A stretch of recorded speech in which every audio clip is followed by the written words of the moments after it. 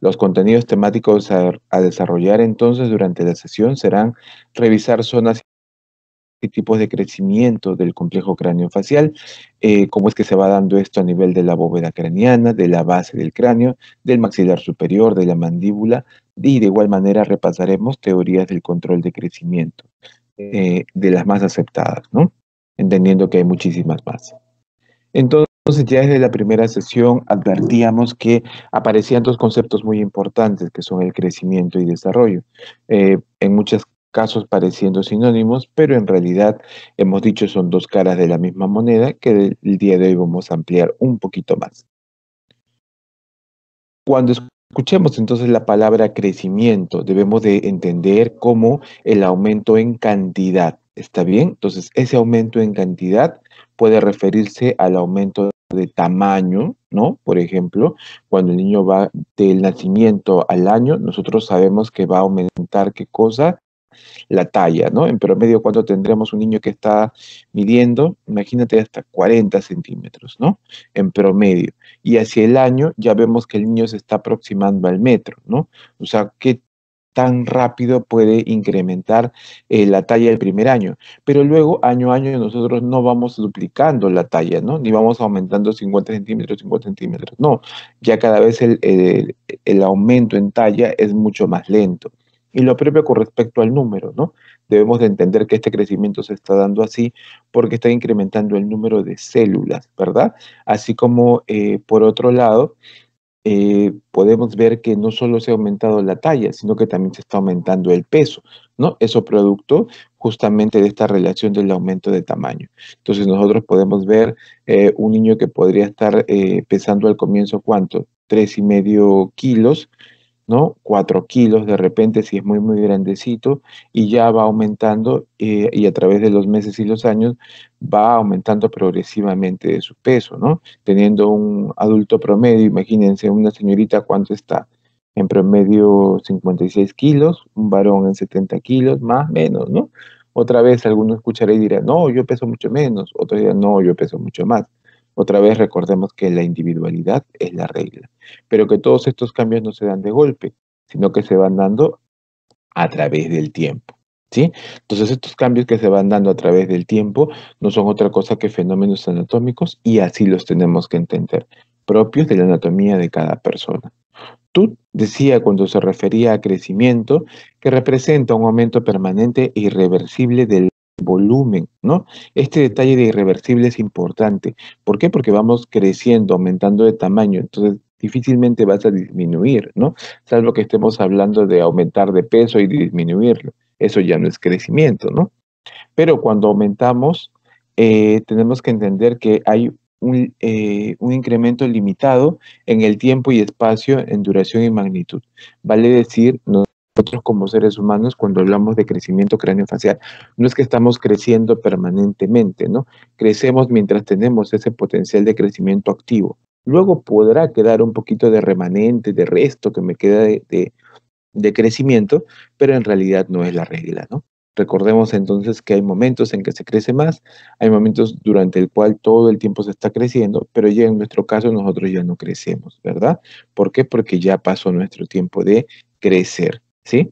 Pero, y otra vez les decía, por momentos se crece más, por momentos se crece menos, a algunos les dura el estirón mucho más, a otros les dura mucho menos, esas son reglas justamente del crecimiento.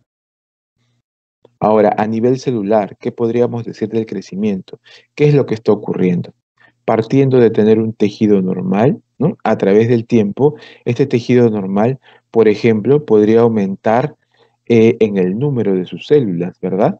Partimos acá de tener 7 células y aquí claramente ustedes pueden ver que hay mucho más de 7 células. ¿Qué ha ocurrido? Ha ocurrido una hiperplasia, ¿verdad? Que como les decía, se caracteriza por el aumento del número de células. Pero por otro lado, podría ser que partiendo de las mismas 7 células, igual sigo teniendo 7 células, pero ¿qué es lo que ocurre? Que tienen un tamaño mayor, ¿no? Entonces, cuando yo estoy hablando del incremento del tamaño de las células o del tamaño de la masa, si es que estoy extrapolándome hacia la sustancia intercelular producida por ella, ya estaría frente al terreno de la hipertrofia, ¿sí? ¿Qué es lo que ocurre en los procesos de crecimiento en general? Que ambos se van dando en muchos casos a la vez. A este momento en el cual se dan de manera conjunta tanto la hiperplasia como la hipertrofia y se va coordinando ambos procesos, se le conoce como hipertrofoplasia. ¿Listo? Ahora, si hablamos específicamente de cómo es que va creciendo el hueso a nivel tisular, deberíamos de hacer la diferencia, por un lado, del proceso de crecimiento intersticial.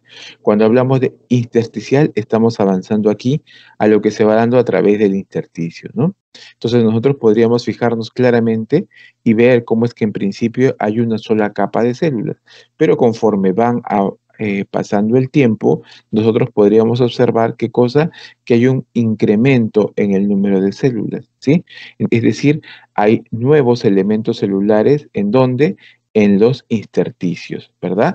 De los que inicialmente teníamos, entonces a ello llamaremos crecimiento intersticial. ¿Listo? Pero por el otro lado también, si nosotros recordamos que este tejido óseo va a tener capas, ¿verdad? Capas calcificadas del mismo, a través del tiempo, este huesito, esta capa dura, va a ir aposicionando nuevas capas, ¿verdad? Probablemente por fuera y hará su equivalente por dentro, irá reabsorbiendo por dentro. Entonces, a este proceso de anexar nuevas capas superpuestas de tejidos, de nuevos elementos, respecto a los ya existentes, se les menciona como proceso de crecimiento aposicional. ¿Está bien? Entonces, si tenemos el proceso intersticial y el proceso aposicional, cuando se van dando los dos procesos de manera alterna y o coordinada, estaríamos frente al proceso de crecimiento intersticio aposicional. ¿Listo? Pero ahora, todo ello a su vez se refleja ya en la persona, si apuntamos a la persona, como un patrón de crecimiento. ¿Está bien? ¿Qué sería un patrón? Como un molde, un modelo, una forma de hacer algo, ¿verdad? En este caso de crecer. Deberíamos entender que todos respondemos a un patrón de crecimiento que nos es propio, pero si bien es propio, también tiene características comunes entre ellos, ¿no? Por ejemplo, nosotros vemos que hay personas que tienden a ser más altas y delgadas. Bueno, ese será su patrón de crecimiento. Otras que tienden a tener menor talla, pero ser también de huesos anchos. Bueno, ese es su patrón de crecimiento.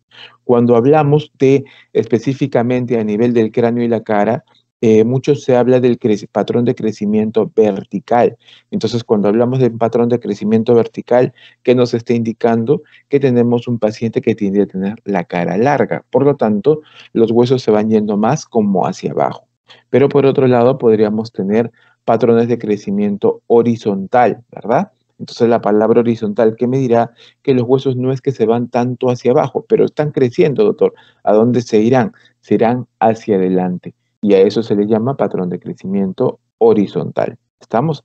Entonces, es importante hablar de patrones de crecimiento porque nos avisan cómo es que están creciendo las estructuras que forman parte de este complejo al cual estamos denominando craneofacial.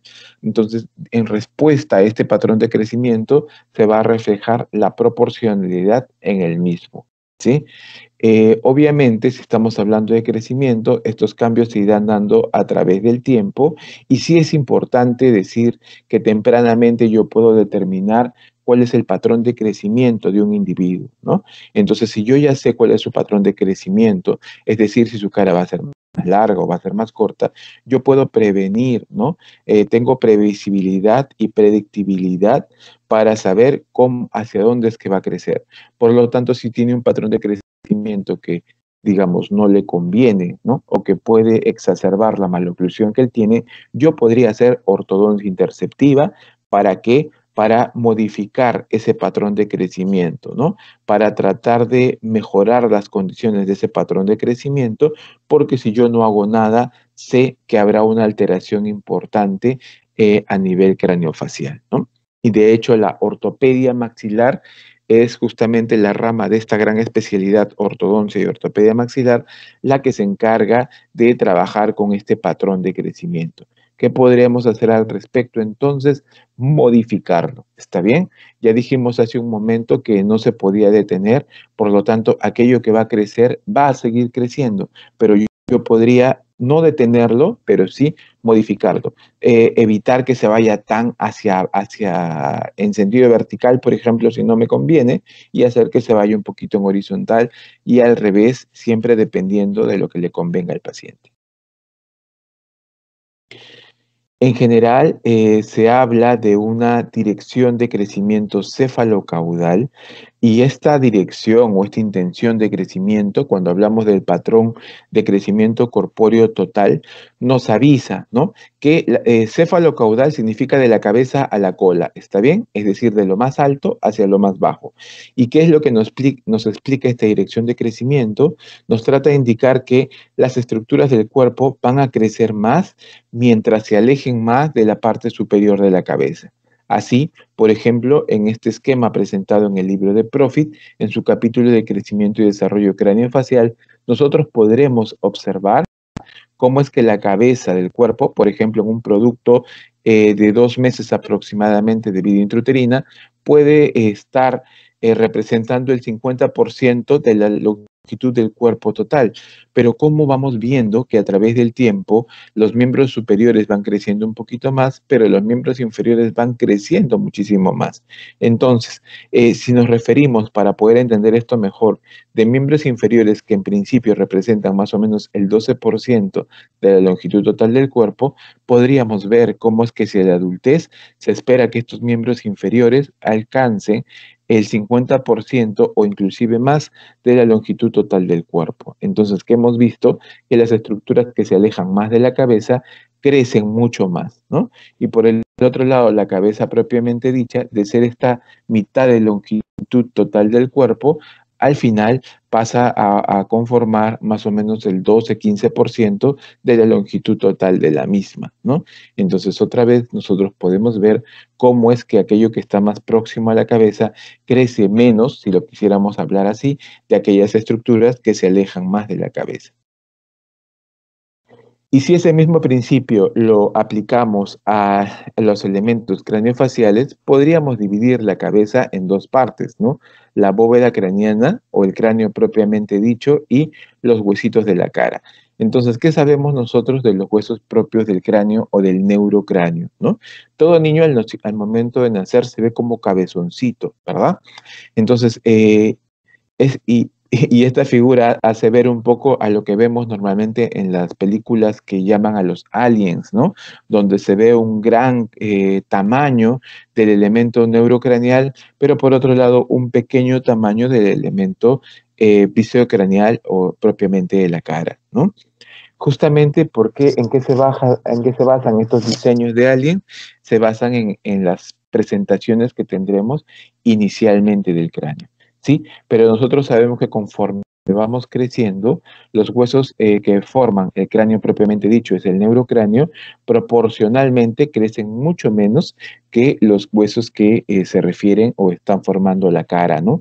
Nosotros podemos darnos cuenta cómo es que crecen muchísimo más en altura, en volumen, en longitud, proporcionalmente me refiero, ¿no? Con respecto a los huesos del neurocráneo. ¿Sí? Otro detalle importante que debemos de respetar y de conocer, por tanto, es el tema de las velocidades del crecimiento. No todo el cuerpo humano crece a la vez, ni lo hace a la misma velocidad. Hay momentos en los cuales van a crecer más rápido algunos tejidos y órganos que son partes de un sistema específico y otros lo harán un poco más lento o retrasado. Y eso es normal. Van a haber momentos igual en los que este crecimiento se dé de manera abrupta, ¿no? De manera muy, muy intensa. Entonces, a ello normalmente se le conocerá como picos de crecimiento. Y otros momentos en los cuales se crecerá menos, ¿no? Prácticamente en meseta, ello lo iremos diciendo que hay un crecimiento, perdón, gradual, ¿no? Y de algún modo lento. Cuando ya maduren los órganos, nosotros veremos que habrá una relativa estabilidad del crecimiento hasta que en algún momento no haya este crecimiento activo y ya nos quedemos solo con crecimientos residuales o ya sin crecimiento. En ese sentido, en crecimiento y desarrollo craneofacial existe un concepto, ¿no? Que trata de expresar justamente esta diferencia en velocidades de crecimiento según el tejido en el cual nosotros estemos hablando, y esos conceptos se reflejan en las famosas curvas de Escamon. Las curvas de Escamon lo que tratan de representar es las diferentes velocidades de crecimiento de cuatro principales tejidos o líneas de crecimiento del organismo. En principio hablaremos de esta curva que ustedes pueden ver, que es la curva de crecimiento general. Entonces, ¿qué es lo que nos trata de hablar? ¿Cómo es que crece el cuerpo total de una persona, ¿no? Y eso es lo que normalmente nosotros observamos.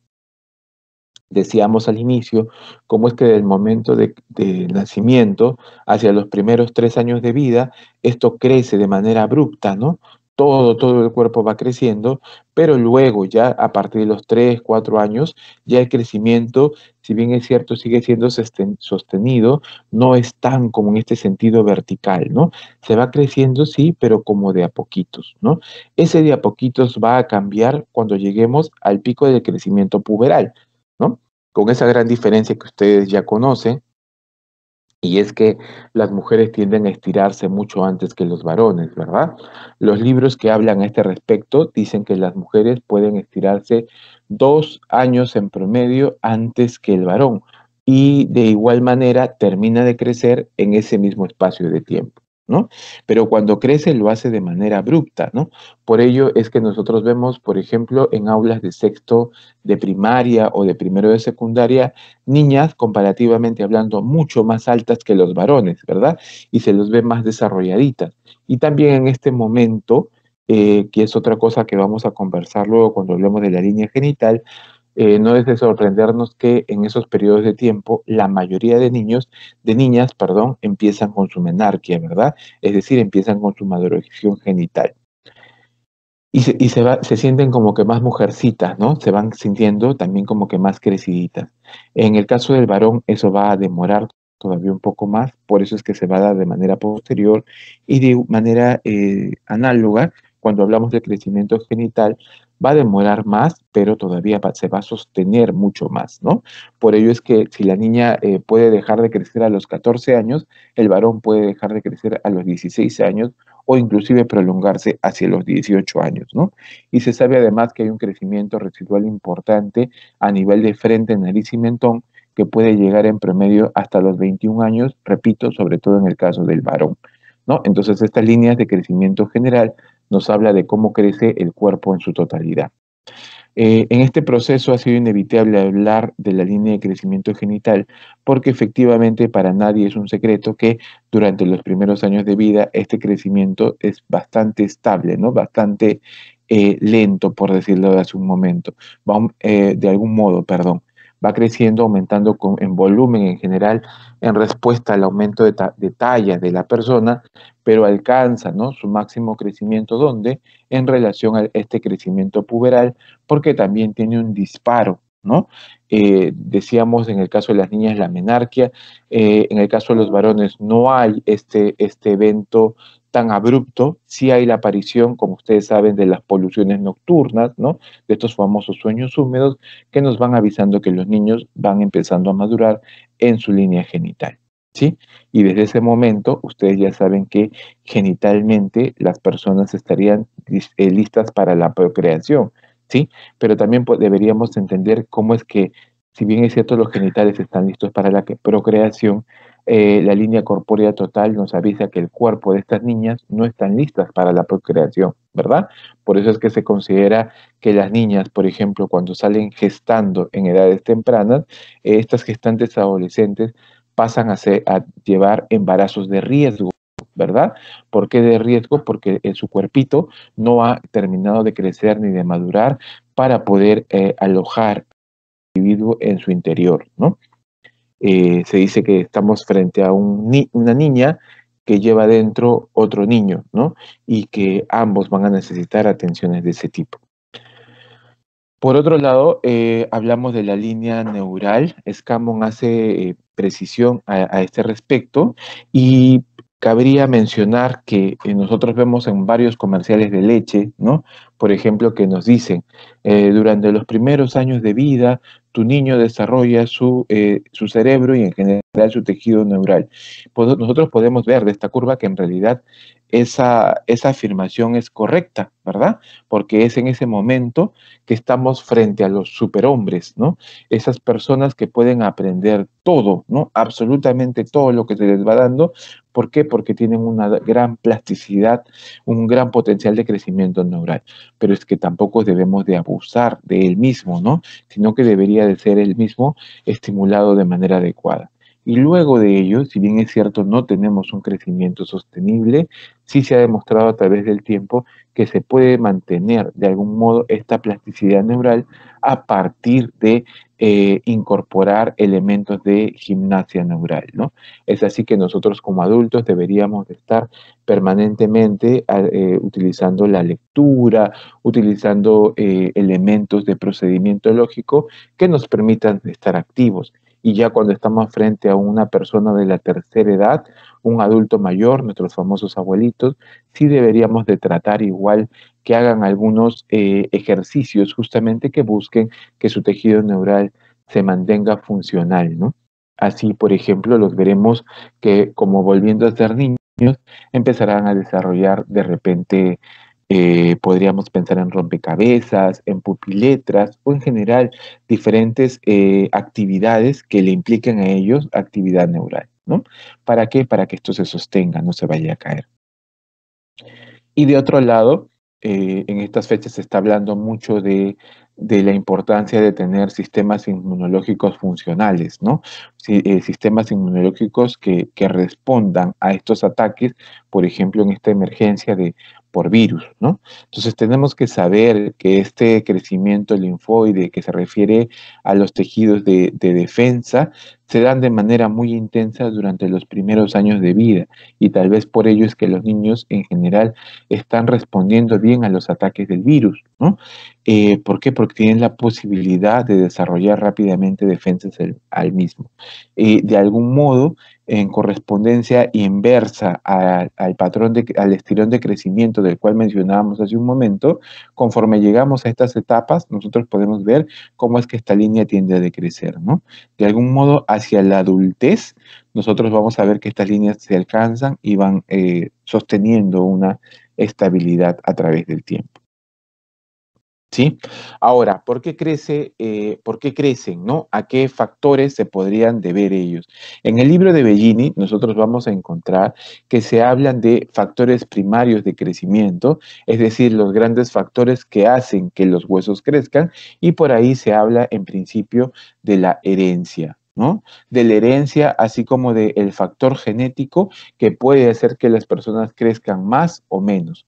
Cuando hablamos de la herencia, por ejemplo, no nos debe de sorprender en un ejemplo clásico cómo es que una persona que tiene clase 3 varón, si se casa y tiene hijos con una clase 3 mujer, probablemente todos sus hijitos tengan clase 3, ¿no? Digo probablemente porque también podría haber un factor recesivo por ahí que haga que alguno de ellos se presente con una clase 1, pero probablemente varios de ellos tendrán clases 3. De igual manera, si tuviésemos individuos blancos, ¿no? Con patrones de crecimiento y maloclusiones clase 2 de división 2, probablemente algunos de sus hijos, no todos, porque este factor hereditario es recesivo, más las mujeres podrían tener igual patrones de clase 2, división 2, ¿no? ¿Podrían darse pequeñas modificaciones a través del tiempo? Sí, podría ser que crezca más o que crezca menos, ¿no? Y por ahí la condroplasia o el enanismo, ¿no? Los factores genéticos actúan sobre el metabolismo y multiplicación celular y son responsables por los trastornos del control de los órganos endocrinos, ¿no? Por lo tanto, modificaciones en la sensibilidad de los tejidos que responden al estímulo hormonal, ¿sí? Es decir, genéticamente podría ser que estos órganos o el cuerpo en general no responda bien, por ejemplo, a la hormona de crecimiento. ¿Sí? Y cuando hablamos de factores secundarios, algunos autores hablan, por ejemplo, y por eso preguntamos, ¿no? Cuando hacemos una consulta en odontopediatría, preguntamos, señora, ¿es primer embarazo, segundo embarazo? ¿Por qué? Porque se dice que hay también una relación entre primíparas y multíparas, ¿no?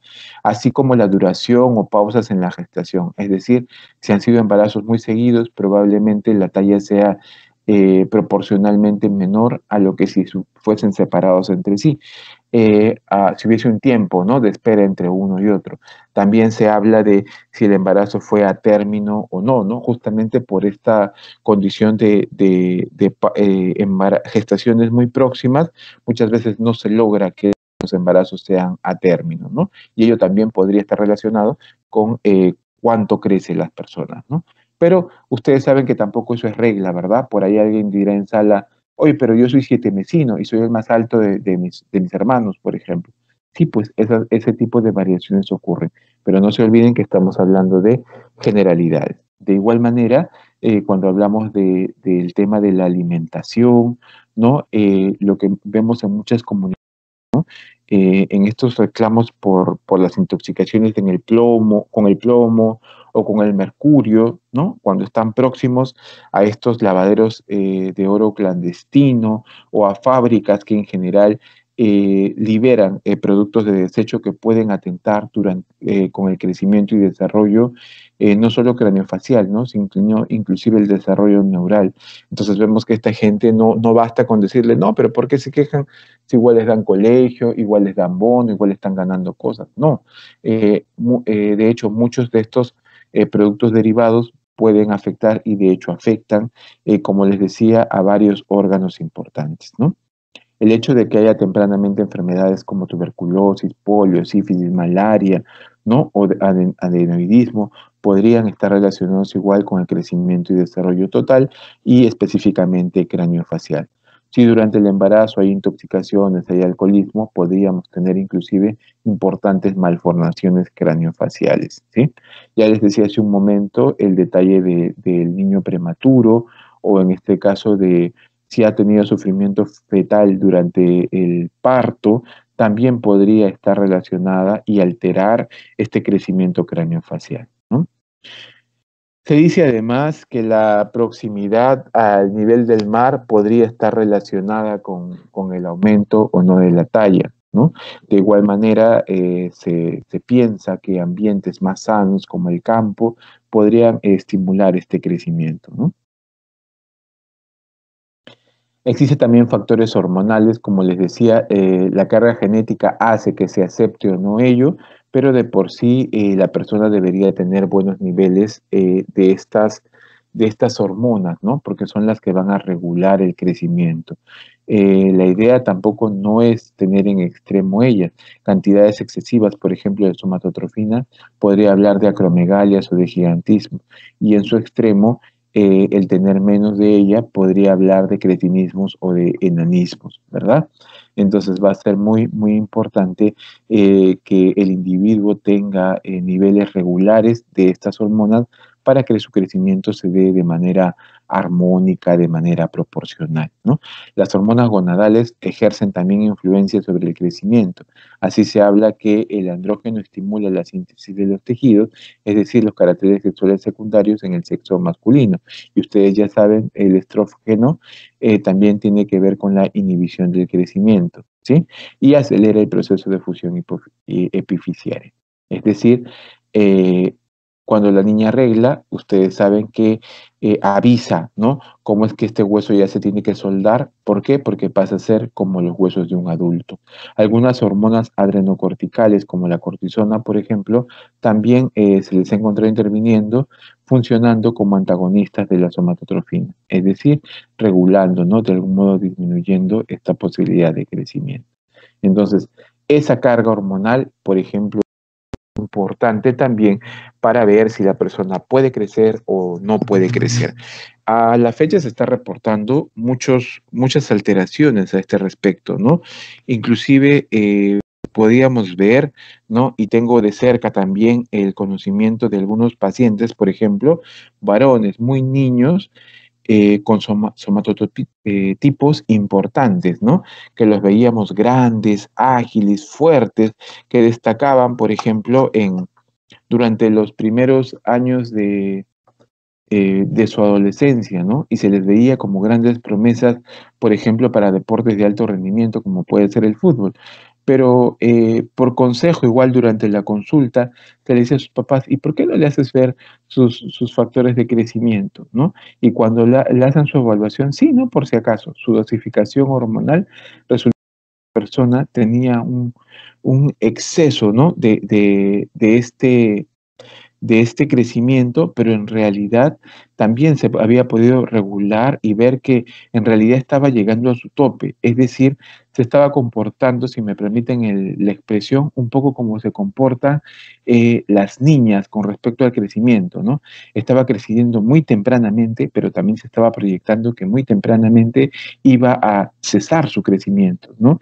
Entonces el papá ante esta consulta dice, bueno, sí, ¿no? A mí me ha llamado la atención que la última vez que entré y él se estaba duchando, pues yo ya veía pene del tamaño de un adulto en mi niño tan pequeño, ¿no? Y en general, excesivo vellos, ¿no? Vellos tanto en la región púbica como en la región axilar. Entonces, que no es propio, ¿no? De un niño al cual recién le podrían estar apareciendo. Y efectivamente, eso nos hablaba de niveles hormonales altos, ¿no? Que también fueron motivos de un tratamiento, en este caso con el endocrino, ¿no? Que sería el especialista para poder regular estos factores, esta carga hormonal. Ya tenemos en el otro extremo, por ejemplo, y harto conocido el caso del jugador argentino Messi, ¿no? Con esa deficiencia de hormona de crecimiento y cómo es que a partir de justamente de tratamientos a este nivel se logra estimular su crecimiento, ¿no? Hasta un tope otra vez, porque su potencial era poco, pero igual logra una talla importante con respecto a si no se hubiese hecho nada, ¿no? Cuando hablamos de desarrollo por su parte, estamos hablando de un mayor grado de crecimiento, de incremento, pero a nivel organizacional, ¿no? Estamos hablando estamos frente a una mayor complejidad, una mayor especialización, ¿está bien? Que nos permite a nosotros identificar la aparición de nuevas funciones. ¿Por qué? Porque ya estamos avanzando hacia la madurez de los órganos y los tejidos. De este modo, al incremento en el desarrollo, a su vez, como yo ya estoy llegando a la madurez, se va perdiendo la potencialidad del mismo, ¿no? O sea, va llegando como un tope.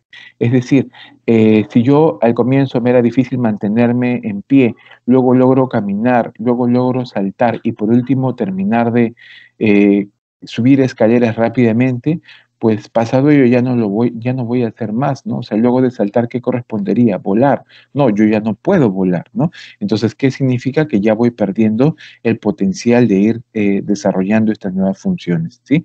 Es un fenómeno fisiológico y también conductista.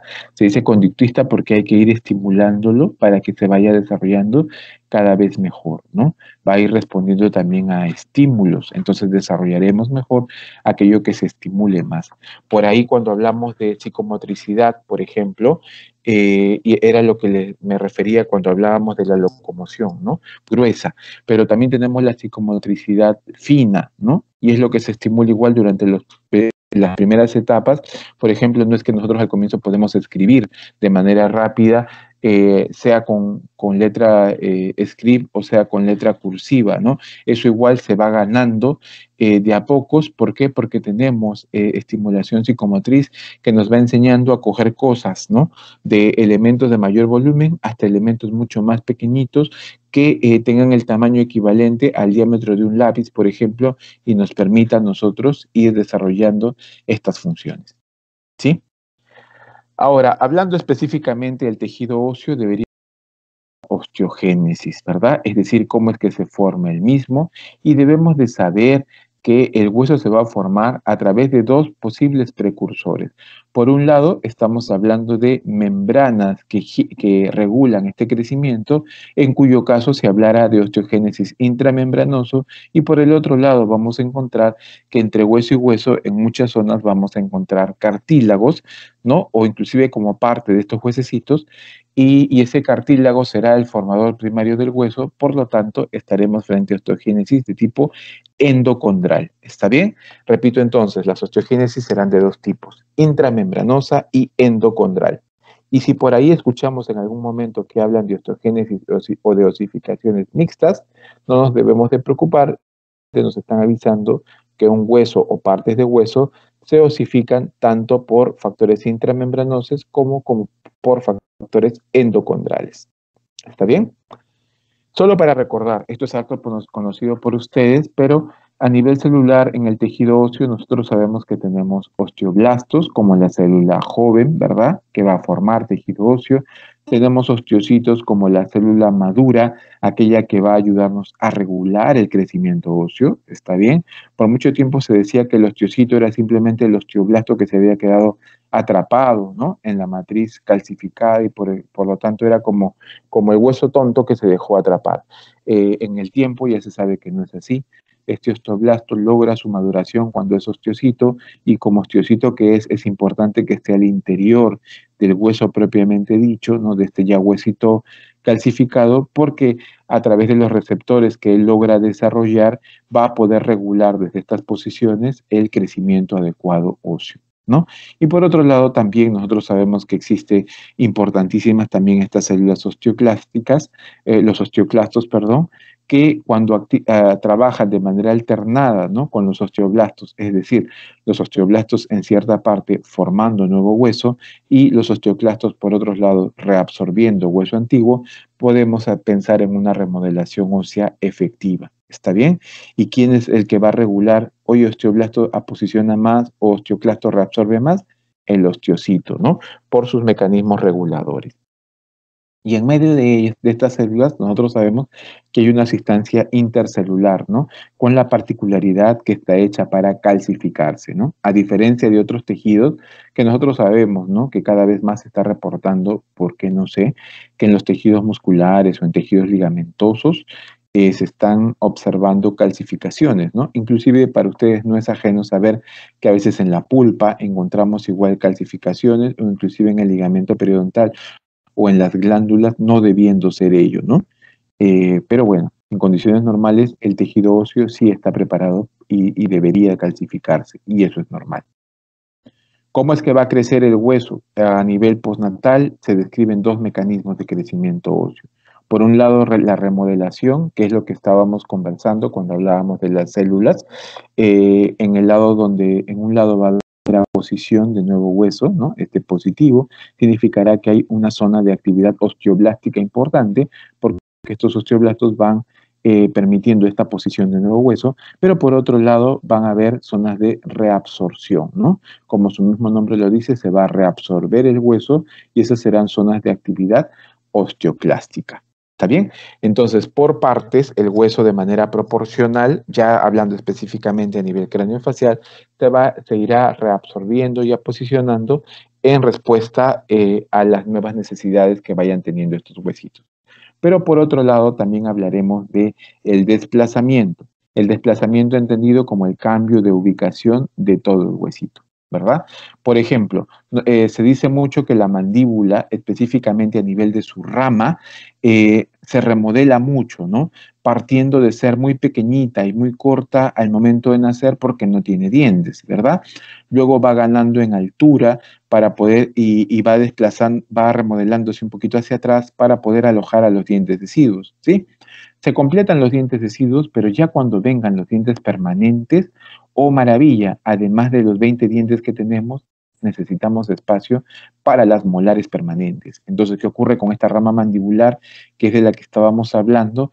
Se irá remodelando hacia atrás de modo tal de que su borde anterior se vaya yendo un poquito más atrás para que permita que erupcione la primera molar permanente, muchas veces con éxito, la segunda molar permanente también con éxito y debería hacer lo propio para la tercera molar permanente. Pero ahí sí nosotros vamos viendo cómo es que al parecer la rama no logra remodelarse de manera efectiva y por eso es que las terceras molares tienden a impactarse o retenerse, ¿verdad? Sin embargo, si bien es cierto, estamos hablando que la remodelación de la rama se va dando como hacia atrás y también hacia arriba, nosotros podemos observar cómo es que en el desplazamiento total de la mandíbula, nosotros no observamos que la mandíbula a través del tiempo se vaya yendo hacia atrás, ¿verdad? O se vaya enclavando hacia la parte posterior o empieza a salirse por la nuca, si me permiten la exageración. No, ¿qué es lo que nosotros vamos viendo? que las mandíbulas empiezan como atrás, por eso es que las personas normalmente tenemos en los primeros años de vida perfiles convexos, pero conforme va pasando el tiempo, la mandíbula se va desplazando hacia adelante, con lo cual tenemos un perfil más recto, y hacia abajo, con lo cual tenemos una cara más larga, ¿no? Entonces, el desplazamiento se va a entender como el cambio de ubicación completo del hueso, ¿está bien? Y una característica importante del mismo es que en general, en la mayoría de los casos, ambos mecanismos son de direcciones opuestas. Fíjense que estoy diciendo en la mayoría de los casos, ¿no? No siempre, ¿sí? Ahora, ¿por qué es importante que haya remodelación ósea? De lo descrito anteriormente, podríamos indicar que es importante porque nos permite que el hueso incremente de tamaño, ¿verdad? Pero no que incremente de tamaño de manera, digamos, igualitaria por todos los lados, no, sino que lo haga de manera proporcional, ¿no? Entonces va a ser este crecimiento proporcional que nos permite ir reubicando las partes, ¿no? Ya les decía hace un momento en el ejemplo de la rama, yo quiero que la rama se vaya un poquito más atrás, ¿verdad? Pero de repente el cuerpo se vaya de la mandíbula, se vaya un poquito más abajo, o que los cóndilos y las mandíbulas y la apófisis coronoide se vaya un poquito más arriba y que adopte otras formas, ¿no? Que sus formas sean más marcadas, que la escotadura sigmoidea sea mucho más marcada, y al tener este cóndilo mandibular de una forma más marcada, lo mismo en el hueso temporal, la crenalidad glenoidea igual sea más marcada, ¿no? Entonces, estas formas, ¿por qué se están cambiando? Para responder a los nuevos requerimientos de funciones, ¿está bien? La forma es para la función y se dice también que la función hace a la forma, ¿no? Entonces los huesos se van, así como los tejidos blandos, en este proceso se tendrán que ir ajustándose, ¿no? Y readaptando en función a todos los cambios que se están dando, no solo intrínsecos, ojo, no solo al interior del hueso, sino también extrínsecos, aquellos que superan todo este factor. Y les decía, cuando hablamos de desplazamiento, estamos diciendo que hay otra fuerza mecánica en algún lugar que está haciendo que el hueso cambie de posición, ¿no? Por ejemplo, cuando hablamos del maxilar superior, específicamente, no me gusta hablar de maxilar superior, me gusta hablar más de complejo craneofacial, complejo nasomaxilar. Cuando hablamos del complejo nasomaxilar, estamos hablando del maxilar superior junto con todos los huesitos de la cara que se articulan con él, ¿no? Entonces, ¿qué sabemos nosotros? Que este complejo nasomaxilar se desplaza hacia adelante y hacia abajo, pero ¿por acción de quién? Se desplaza adelante y hacia abajo por acción del septum nasal, ¿no? El cartílago nasal se lanza como hacia adelante y hacia abajo, viniendo desde el condrocráneo y hace que todo este bloque también se desplace hacia adelante, ¿no? Otros elementos que hacen que se desplace esto hacia adelante es la respiración, por ejemplo, el crecimiento ocular, o que se vaya hacia adelante el crecimiento en los primeros años del óvulo frontal del cerebro, ¿no? Hace que esto se desplace, no es que ellos se querían mover o se mueve solo, no, se desplazó y al momento de desplazarse van a ver como zonas o espacios en los cuales no hay hueso. Entonces, seguido a ese desplazamiento, habrá remodelación, por tanto, a posición del hueso. ¿Está bien? Entonces, de esta explicación que podemos ver, ¿no? Que hay primero un desplazamiento, se genera un espacio para que haya una remodelación. Generalmente de direcciones opuestas, como les mencionaba hace un momento, donde, por ejemplo, la mandíbula, hablando como remodelación, ustedes sabrán que se remodela o aposiciona hacia arriba y hacia atrás, pero en el caso de la mandíbula, por acción de los músculos de la masticación, así como los músculos del cuello, es desplazada hacia adelante y hacia abajo, ¿no? Por ello les explicaba hace un momento cómo es que a través del tiempo tendemos a tener en condiciones normales caras más largas de cómo empezamos, así como caras con la mandíbula más adelante comparado a cómo empezamos. ¿Sí? Y que este desplazamiento a su vez puede ser de dos formas, primario o directo, cuando el desplazamiento se da por el agrandamiento del propio hueso, y va a haber un secundario o indirecto que se dará por el agrandamiento de otros huesos que pueden estar cerca o inclusive alejados del hueso, ¿no? Ya les decía, por ejemplo, este complejo nasomaxilar iba a crecer siendo desplazado ¿por quién? Por el crecimiento del lóbulo frontal del cerebro, lo va a llevar adelante durante los primeros años de vida, ¿no? Entonces, no es que está creciendo o se está desplazando, perdón, porque el propio hueso está creciendo, no. Está avanzando en tamaño porque el hueso frontal está creciendo, ¿no? Por ejemplo, ahí estaríamos frente a un cambio de posición o movimiento de todo el hueso a partir de que otros huesos están creciendo, ¿no? De igual manera, cuando se va conformando la base craneal, ¿no? En su totalidad y se va doblando más o menos a nivel de los esfenoides, ese doblar, ¿no? Esa angulación que se genera a nivel de la base craneal, también tiene que ver con que la mandíbula esté más adelante o más atrás, ¿no? Por lo tanto, este conjunto de huesos y su crecimiento estaría generando también que se desplace un hueso independiente, mira, mucho más alejado como es la mandíbula, más adelante o menos, ¿no? Entonces les decía, en realidad, si bien es cierto, el efecto se ve en otro lugar, por ejemplo, hablando de los maxilares y la mandíbula, el crecimiento se está dando en otro, ¿no? En este caso, la base craneana, que les explicaba hace un momento. Ahora, cuando hablamos de desplazamiento en sentido opuesto a la remodelación, el ejemplo clásico, ya les decía hace un momento y les repito, es la mandíbula, ¿no? Imaginémonos aquí una mandíbula con un borde anterior, un borde posterior, un cuerpo, ahí está, tu ángulo goniaco chiquito, ¿está bien? Y por este lado que tengo yo, perdón, por aquí, ¿no? Aquí yo tengo, imagínate, incisivo, otro incisivo, canino, ¿está bien? Canino, primera y segunda molar decidua, que alcanzaron a alojarse de manera efectiva en dentición decidua. Pero ¿qué tengo por aquí? Que empieza a formarse la molar permanente, ¿está bien? Y más atrás, igual, ya se puede ver el germen de la segunda, inclusive podría verse el rastro de la tercera. Entonces, ¿qué tiene que hacer la rama mandibular? Inmediatamente en su borde anterior, mi amigo el osteoclasto, ¿sí? Clasto, va a empezar a reabsorber el tejido a este nivel, ¿no? Entonces va a remodelar la rama hacia atrás, que es lo que nos está indicando la flechita. ¿Está bien? Hacia atrás. Pero si solo se reabsorbiese hacia atrás, nos quedaríamos con una rama muy delgada, ¿verdad? Entonces, en el otro borde, en el borde posterior, mi amigo osteoblasto tendrá que ir a posicionando nuevo hueso. ¿Está bien? Entonces, en conjunto, ¿qué podríamos decir?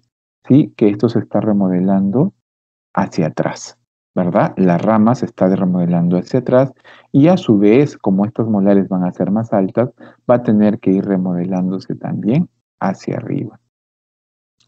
¿Estamos? Se remodela entonces hacia arriba y hacia atrás. Pero ¿qué va pasando con estos amigos de acá? Estos amigos de acá no son otra cosa que las funciones, así como los tejidos blandos que las cumplen. ¿Está bien?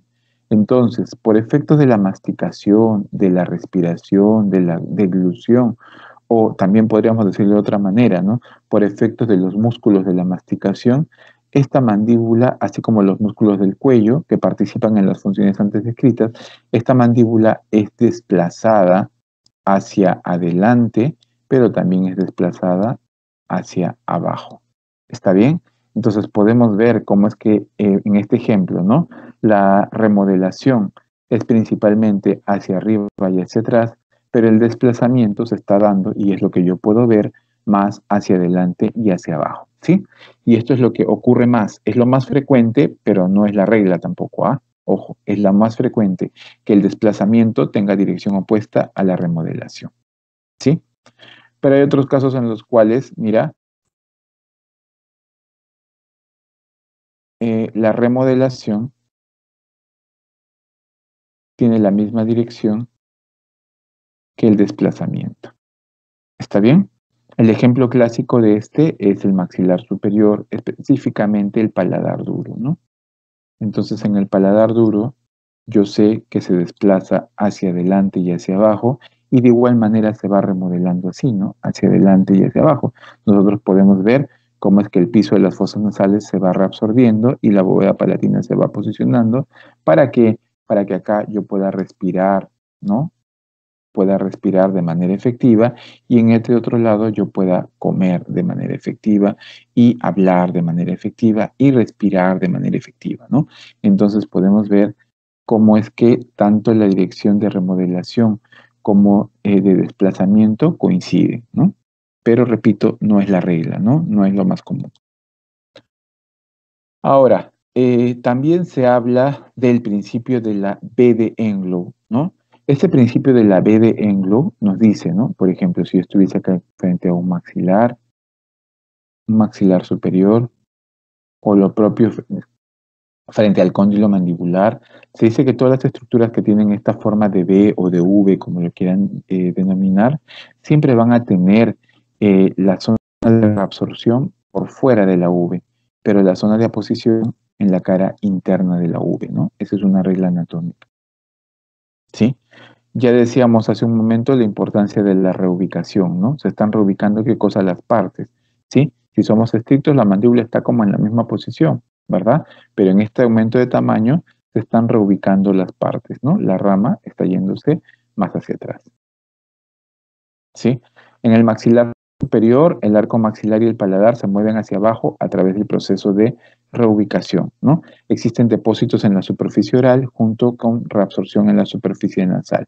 Lo que les decía hace un momento, ¿no? Todo el paladar se va yendo como hacia abajo, ¿sí? Y se piensa que mucho de ello se debe a la respiración, ¿no? Necesito cada vez más pasaje aéreo porque la persona está respirando más porque tiene un mayor tamaño, ¿verdad? Entonces hay más células que oxigenar, ¿sí? Entonces rápidamente nosotros vamos a tener esta remodelación, ¿no? Negativo en la parte superior, positivo en la parte inferior, y de igual manera yo veo que la cara se va haciendo más larga, la nariz se va haciendo más larga, por lo tanto el desplazamiento también se está dando en la misma dirección, ¿sí? Eh, Cuando en general nosotros encontremos en las descripciones el concepto de sitios de crecimiento, debemos entender como sitios de crecimiento aquellos campos de remodelación de gran importancia, ¿no? Es decir, aquellas zonas donde hay mucha remodelación que se puede observar sobre todo porque hay grandes aposiciones óseas, ¿sí? Hay también factores relacionados a variaciones anatómicas, ¿no? Es decir, hay diferente distribución en los campos de reabsorción y de aposición, la forma y tamaño específicos de los campos de crecimiento y también hay diferentes ritmos en la actividad de crecimiento. Les decía, a veces se crece más, a veces se crece menos por momentos, ¿sí?